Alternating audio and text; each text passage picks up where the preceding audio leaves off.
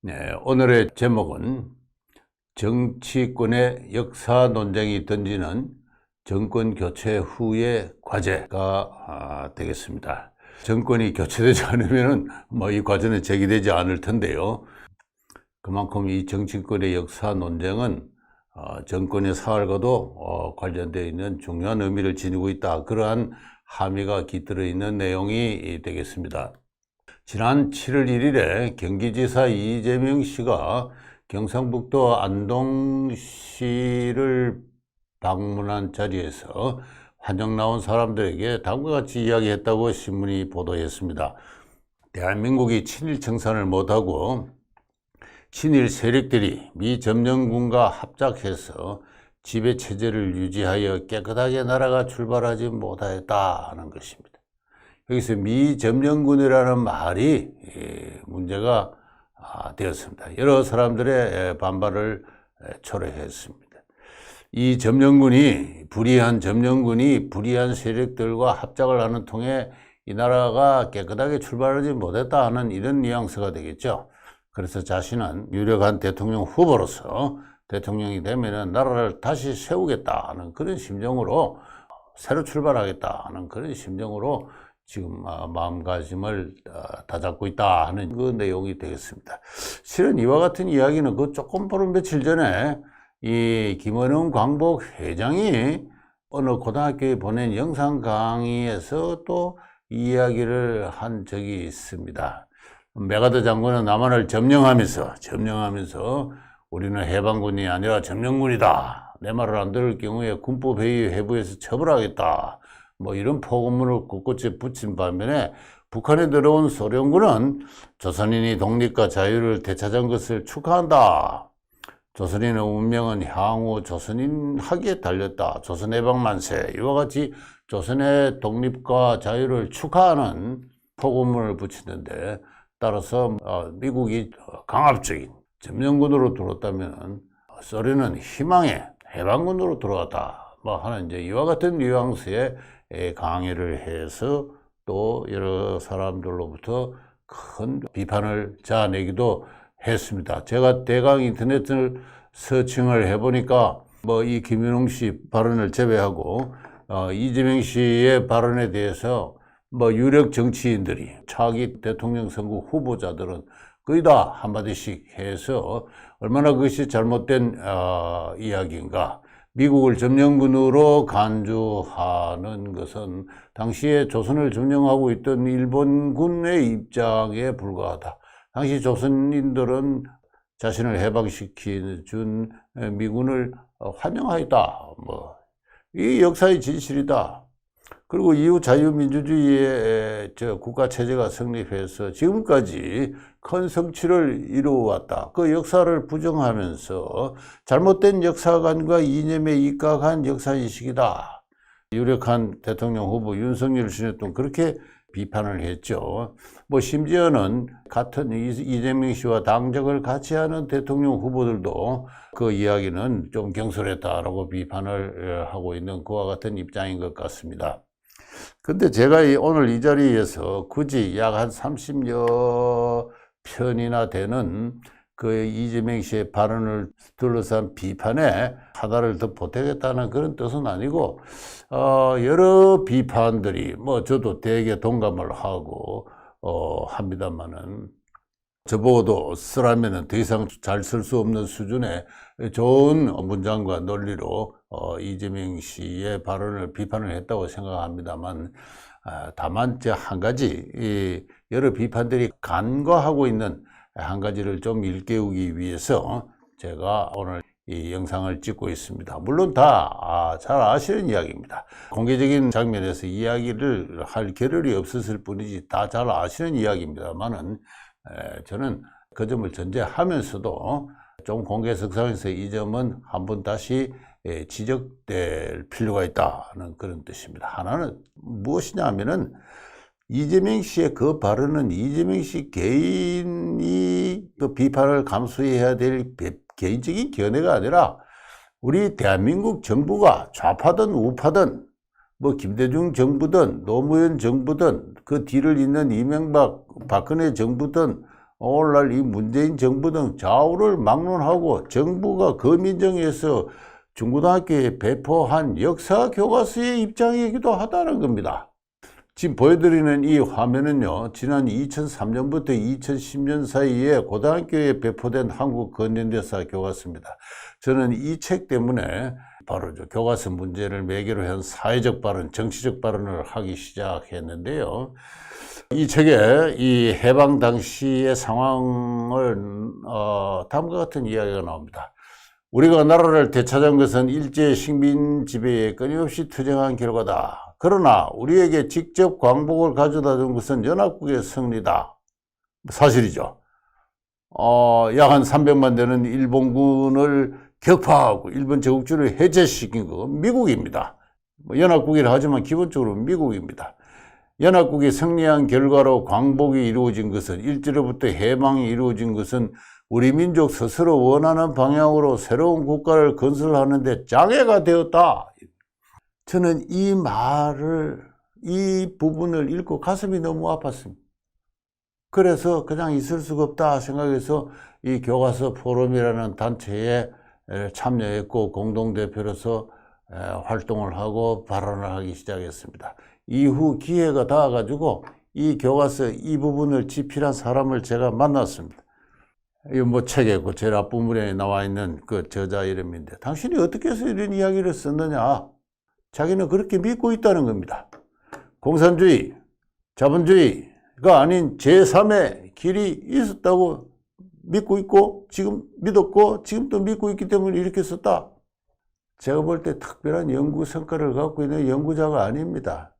나이 40대에 별다른 특별한 연구 성과가 없는 한 사범대학 역사과 출신의 역사 교수가 고등학교 교과서, 거민정 교과서 가운데서 절반 이상의 보급률을 갖는 이 교과서를 쓰면서 이런 기술을 자재로 할 수 있다는 것, 그만큼 대한민국은 어떻게 보면 지적 청의가, 그 권위가 아주 얇은 나라입니다. 이 교육을 받은 사람이 지금의 30대, 40대 아닙니까? 2003년이니까 지금부터 18년 전이죠. 그러니까 고등학생 나이를 한 17세로 따지면 지금의 35세. 이 교과서로 교육을 받은 세대들이 지금 여러 가지 문제가 있다고 정치적으로 지적되고 있지 않습니까? 이 교과서에서 바로 이 미국군 진주와 포고령을 소개하고, 또 바로 그 밑에 자료로서 소련군 진주와 포고문을 소개하고 있습니다. 이 미국군 진주와 포고령은 조금 전에 그 김원영 씨가 소개한 그대로예요. 제1조로 보면은 태평양 방면 미 육군 총사령관 메가드 포고령 제1호 해서 한반도 남쪽에 38선 이남에 미군이 진주하면서 포고령을 발표했습니다. 북위 38도선 이남의 조선 영토와 조선 인민에 대한 통치의 모든 권한은 본관의 권한 하에서 시행한다. 당분간 어디까지나 당분간입니다. 미국은 대한민국의 독립을 약속을 했습니다. 카이로 선언 이후에 포츠담 선언에서도 그렇고, 그 독립을 어떤 절차를 이루어서 그 약속을 지킬 것인가, 그때까지 당분간 내가 시행한다. 제2조 정부 등 모든 공공사업기관에 종사하는 유무급 직원과 고용인은 별도의 명령이 있을 때까지 종래의 기능과 업무를 수행해야 하며 모든 기록을 보존해야 한다. 현재의 조선총독부와 산하 여러 기관에 종사하고 있는 공무원이나 사용인들은 현 직책을, 지위를 유지하고 현 직책을 수행해야 한다 하는 이런 이야기입니다. 이게 이제 주요한 내용이죠. 그리고 주민의 재산권은 이를 존중한다. 이렇게 이야기하고, 본관, 내가 시행하는 이 통치권 이외의 다른 어떠한 통치권도 인정하지 않는다. 그런 내용이 이제 또 그 이하에 나옵니다. 근데 반면에 이 소련군의 진주와 포고문은 이거는 점령이라는 군사적 어떤 그 행위, 그 기능적 행위에 대한 것이라기보다는 일종의 정치적 선언입니다. 소련군의 정치 장교들이 작성한 정치 선언문이에요. 조선인민들이여 기억하라. 행복은 여러분의 수중에 있다. 여러분은 자유와 독립을 찾았다. 이제 여러분의 모든 것이 달렸다. 붉은 군대는 여러분이 자유롭게 창조적 노력에 착수할 모든 조건을 만들어 놓았다. 조선인민은 스스로 자기 행복을 창조하는 자가 되어야 할 것이다. 여기는 주권의 소재가 애매합니다. 정치적 미사 요구만 나와 있죠. 아까 메가더 사령부는 모든 권한은 내가 있다. 다른 정치 권력은 인정하지 않는다. 나에게 복종해라. 이렇게 분명히 점령자와 피점령자의 관계를 설정한 반면에 이거는 그런 게 없습니다. 차원이 다른 것이죠. 이거는 정치적 선전물이고 그 앞에 것은 군사적 점령을 위한 일종의 법령입니다. 법령이. 이 두 개를 그동안 연구자들은 또는 좌파 역사학식을 가진 어떤 정치가들은 자주 비교시켜서 남한에 온 것은 점령군, 억압적인 점령군이고 북한에 진주한 것은 인민의 행복을 위한 해방군이다. 이렇게 말도 안 되는 비교를 해왔는데 불행하게도 2003년부터 2010년까지 한국의 교과서가 이 말도 안 되는 차원이 다른 두 포고문을 내놓고 그와 같은 어떤 대조를 통해서 미군은 점령군이고 소련은 해방군이다라는 이미지네이션을 학생들에게 주입을 했던 겁니다. 그것이 우리나라 역사 교육의 현실이에요. 그래서 이 고등학교 이 한국 근현대사판 쭉 읽어 나가다 보면은 이 친일파 청산에 좌절하려는 대목에서 다음과 같이 이야기되고 있습니다. 친일파 처단 움직임은 광복 직후부터 거세게 일어났다. 그러나 미군정의 옹호를 받는 이들은 도리어 고위 관리가 되어 행정을 담당하거나 민족 지도자까지 행세하였다. 정부가 수립되자 친일파를 청산해야 한다는 여론이 다시 높아졌다. 이에 국회는 반민족 행위 처벌법을 만들었다. 반민특위의 활동은 국민의 뜨거운 지지를 받았다. 그러나 행정부나 경찰 곳곳에 주요 자리를 차지하는 친일 행위라는 인물들이 등용되고 있었던 이승만 정부는 친일파 처벌에 소극적이었다. 더 나아가 반민특위 활동을 노골적으로 방해하였다. 이렇게 됐습니다. 반민특위 활동이 좌절된 데에는 두 가지 원인이 있습니다. 첫째는 미군정. 미군정이 일제하에 고위 관리들을 그대로 행정권을 행사하게 했다 하는 것입니다. 그리고 두 번째는 정부 수립 이후에 이승만 정부가 친일파 처벌에 소극적이었다. 이렇게 이야기해요. 그렇게 해서 이 나라가 기존의 친일파들이 그들의 지배 체제를 유지하는 그러한 깨끗하지 못한 출발을 보게 되었다. 이제 이런 주장이에요.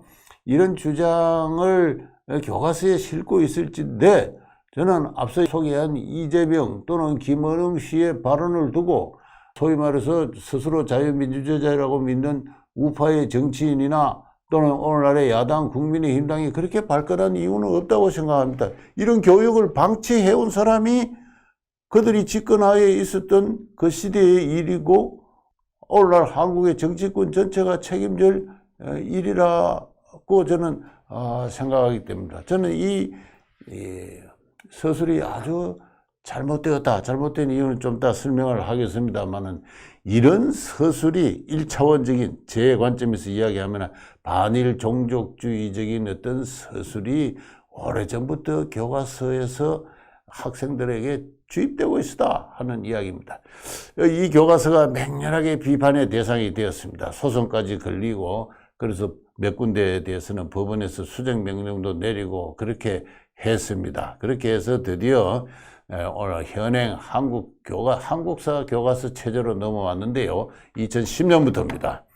근데 이 2010년부터 한국의 근현대사 교과서가 이제 고등학교 한국사 교과서로 바뀌는데 이 한국사 교과서가 2010년부터 새롭게 보급되었는데 그 중에서 가장 한 6종의 거민정 교과서 가운데서 가장 넓은 보급률을 보이고 있는 게 이제 미래엔 출판사에서 나온 한국사입니다.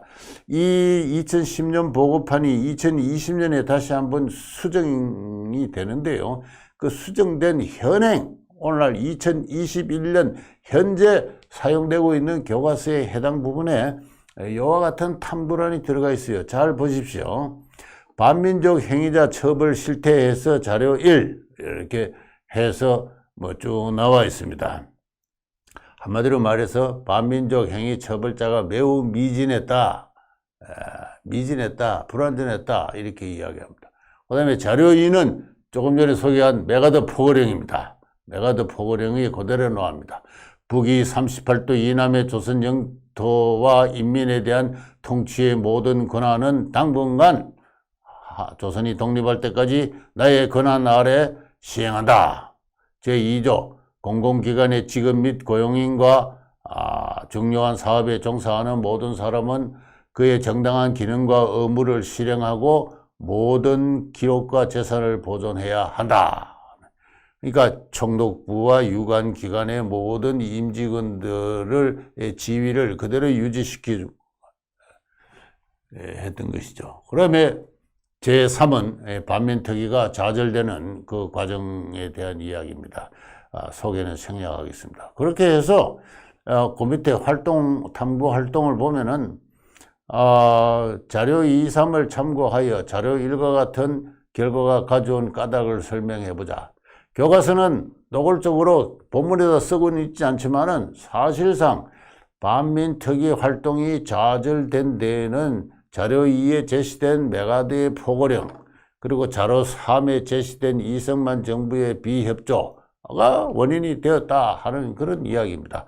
다시 말해서 2003년과 10년 사이에 보급되어서 노골적으로 연합국에서 해방된 것은 우리의 진정한 갈 길에 방해가 되었다는 관점에서 제3의 길을 갔어야 된다고 주장하는 그 교과서가 본문에서 서술하고 있는 내용 그대로를 형식만 바꿔가지고 참고 자료를 탐구활동이라는 칼럼을 통해서 그대로 다시 이야기를 하고 있는 겁니다. 이 냉엄한 역사 교육의 현장, 그 매체가 되는 교과서 문제를 어떻게 할 것인가요? 저는 2008년 이후 지난 10년간 이 문제를 지속적으로 제기해 왔습니다. 대한교과서라는 걸 만들어 가지고요, 이명박 정부가 성립했을 때 이제 좀 뭔가 변화가 올 수 있겠구나 생각해서 새로운 교육부 장관에게 그 대한교과서 아직 완성도 안 된 그 교정본, 그 원고본을 갖고 가서 읽어보시고 좀 어떻게 새 정권이 이 문제를 좀 어떻게 긍정적으로 검토해 주십시오. 아무런 답이 없었습니다. 기다리다 못해서 청와대에 있는 교육수석에게 면담을 신청해 가지고 기존 교과서에 많은 문제가 있으니까 내가 지금 우리 교과서 포럼이 이 대한교과서를 지금 만들었습니다. 그래서 책을 정정을 하면서 읽고 가능하다면 각급 학교에 정식 교재로는 불가능하니까 참고 도서로서 보급시켜 주길 원합니다. 이렇게 하니까 이 교육수석이라는 사람이 뭐 제가 이름도 잊어버렸습니다만 제가 무슨 이야기를 하고 있는지 이해를 못해요. 교과서가 무슨 문제가 있다고요? 그래서 저는 이야기를 중단하고 그냥 나왔습니다. 그리고 이명박 정부가 어떻게 됐어요? 실용주의 이렇게 하다가 지금 그 사람들 어디가 있습니까? 정치를 그렇게 하면 되죠. 정치는 강인한 이념의 동지들이 어떤 특정한 이념을 추구하는 행위입니다. 그 정당한 이념을 포기할 때 그 정권의 말로가 어떻게 되는지 지금 눈으로 생생하게 보고 있지 않습니까? 그래서 저는 이재명 씨와 김원웅 씨, 특히 이재명 씨의 발언에 대해서 유력 정치가들이 반응하고 있는 거 보고 두 가지를 느낍니다. 역사는 역시 발전하는구나. 그동안 아무리 소리쳐도 별 주목을 안 하다가 이 대통령 선거판에서 의도적이든 비의도적이든 제기되었을 때 한국의 자유민주주의를 신봉하는 시장경제 체제를 신봉하는 정치가들이 이제는 공개적으로 반응을 하고 소신을 가지고 이 대한민국 건국의 정당성을 주장하고 있구나. 이것은 정말로 역사의 큰 발전이다. 역사는 역시 발전하는구나 하는 그와 같은 생각을 했습니다. 기쁨을 느끼고 또 한편에 안도감을 맛보기도 했습니다. 그러나 더 큰 과제가 있습니다. 설령 그렇게 이야기했던 분들이 집권을 해서 정권이 교체했다고 생각되었다고 해보십시오. 교과서 문제를 어떻게 할 겁니까? 거기에 대한 생각까지 할 때 정말로 할 일은 많고 우리가 돌파해야 될 장애와 장벽은 매우 크다는 것을 우리가 새삼 확인하게 됩니다. 이건 한두 사람의 역사인식의 문제가 아니에요. 근본적으로 대한민국이라는 나라의 정신문화, 그 역사인식을 포함한 정신문화를 어떻게 전면적으로 혁신할 것인가, 개신할 것인가, 갱생할 것인가 하는 그 문제와 관련된 이야기입니다. 제가 그런 이야기를 짤막하게 보태는 것으로서 오늘의 그 역사 비평을 마치고자 하는데요. 제가 2008년에 이 교과서 포럼에 활동을 하면서 대한교과서라는 책을 편찬을 했습니다. 이 대한교과서 한국 근현대사라를 화면에서 보는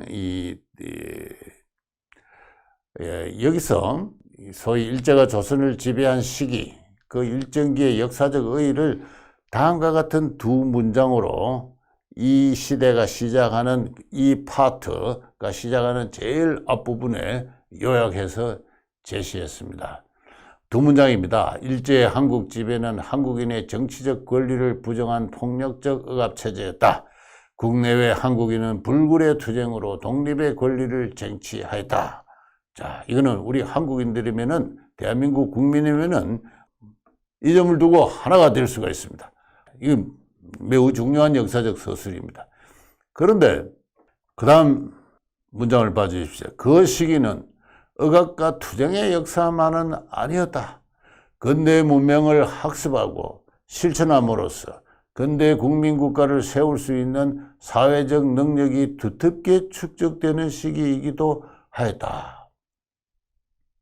일제가 억압과 차별과 모멸을 했지만은 그러한 억압과 차별을 무릅쓰고 한국인들이 근대 문명을 학습하고 실천하고 그렇게 함으로써 우리 힘으로 근대 국민국가를 세울 수 있는 사회적 능력이 두텁게 축적되는 시기이기도 했다. 예를 들어서 역사 시기반을 돌려가지고 1905년, 1910년으로 돌이켜 봅시다. 문자 해독률이 5%. 그렇죠. 근대적 교육을 받은 법률가, 행정가, 군인 아무것도 있는 단계가 아닙니다. 근대 세계란 것이, 근대 문명이란 것이 어떠한 건지 전혀 이해하는 그런 지식인청이, 관료청이, 행정가청이, 전문가청이 성립해 있지 않는 그런 단계입니다. 전국의 기업이라고 할 만한 것은 일본인, 미국인이 세운 기업으로서 7개밖에 없었어요. 그런 상태에서 독립을 하라 해도 독립을 할 수가 없습니다. 당시 미국에서 유학했던 이승만이 바로 그런 이야기 했어요. 지금 여러분 보고 독립을 하라고 할진데 독립할 능력이 있습니까? 나는 공부나 더 해야 되겠습니다. 이렇게 이야기를 했던 분이 바로 우리의 이승만 학당이 모시고 있는 이승만의 그 기본 정신이에요. 그 세월이 그 뒤에 30년, 1910년부터 따지면 38년이 흘렀습니다. 인구의 3분의 1 정도는 근대 부분에 종사를 하고 그 중에 상당 부분은 인구의 절반 정도는 이미 문자 해독률, 문자를 해독할 수 있는 지적 능력을 갖추게 되고 그리고 한국인들이 주체가 된 기업 수는 벌써 10,000개를 넘었습니다. 7개가 10,000개를 넘기게 되는 거죠. 기업가청이 형성이 돼요. 변호사청이 형성이 돼요. 의사청이 형성이 돼요. 그리고 법률가청이 형성이 되어 있어요. 관료, 군인청이 형성되어 있습니다. 일제의 차별과 억압 하에서도 일제의 시해가 아니라 한국인 스스로가 근대 문명을 학습하고 실천한 결과로서 그러한 사회가 형성되었어요. 그래서 대한민국이라는 근대 국민국가가 형성될 수 있었던 겁니다. 그런 관점으로 일제시대를, 일정기를 자기 개발의 역사로 치환해서 그 시대를 재해석할 필요가 있다. 이것이 이제 제 주장이죠. 저와 동료들의 주장입니다. 그런 의미에서 대한민국을 건국한 이 건국 세력들을, 이런 좋은 논문들이 있습니다. 재헌 국회의원이 총 209명인데요. 재헌 국회의원은 정원이 200명인데 뭐 보궐선거도 있고 해서 재헌 국회에 당선된 총 209명을 그 성분을 분석해 보면은 평균 연령 46세, 학력은 대학과 전문학교, 졸업자가 60% 이상, 그 절반이 일본을 유학을 다녀온 사람들이고, 직업은 기업가, 공무원, 교육자, 농업, 기자, 출판업자, 의사, 변호사, 종교인, 그리고 독립운동가도 있습니다. 여기에 전통 유학자도 없어요. 전부 근대 부분으로서 새롭게 자기 자신을 개발하고 성취해온 근대인들입니다. 그렇다고 해서 이들이 친일파는 아니에요.